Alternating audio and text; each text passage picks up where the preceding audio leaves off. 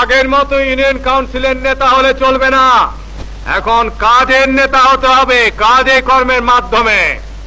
আপনারা জনগণের নেতা হয়েছেন, নির্বাচিত নেতা, আপনাদেরকে সঠিক নেতৃত্ব দিতে হবে।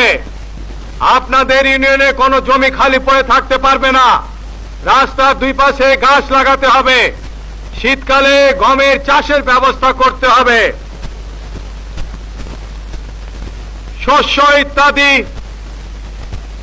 উৎপাদন বৃদ্ধি করার ব্যবস্থা করতে হবে, ফলের উৎপাদন বৃদ্ধি করতে হবে, শাক সবজির উৎপাদন বৃদ্ধি করতে হবে, বেশি করে শাক সবজি খেতে হবে।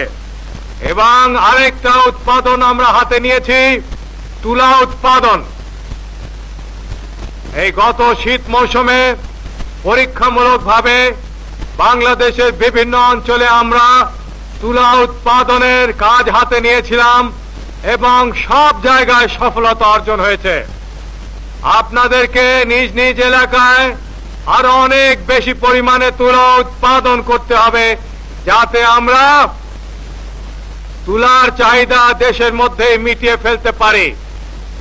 এতে সুবিধা আপনাদের হবে যে ঘরে ঘরে গ্রামে গ্রামে আপনারা তাঁত দিতে পারবেন, নিজেদের কাপড়ের চাহিদা নিজেরাই মিটিয়ে ফেলতে পারবেন, বিদেশ থেকে আর আমদানি করতে হবে না।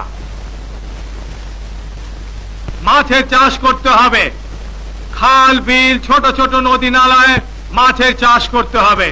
এগুলোর দায়িত্ব নিতে হবে ইউনিয়ন কাউন্সিলগুলিকে, থানা কাউন্সিলগুলিকে। সেজন্য থানা উন্নয়ন কমিটি সংগঠন করা হয়েছে এবং এই অর্থনৈতিক বছর থেকে এগুলি কার্যকরী করা হচ্ছে। একদিকে যেমন সরকারের তরফ থেকে অনুদান দেওয়া হবে এই থানা উন্নয়ন কমিটিগুলিকে, যে কমিটিগুলিকে আপনারাই চালাবেন, নিজেরা চালাবেন, পরিকল্পনা নিজেরা গ্রহণ করবেন। তেমনি অন্যদিকে আপনাদেরকে স্থানীয়ভাবে কিছু টাকা উঠাতে হবে এবং এই 2 টাকার অঙ্ক যোগ করে যে টাকা হবে তার উপর ভিত্তি করে এবং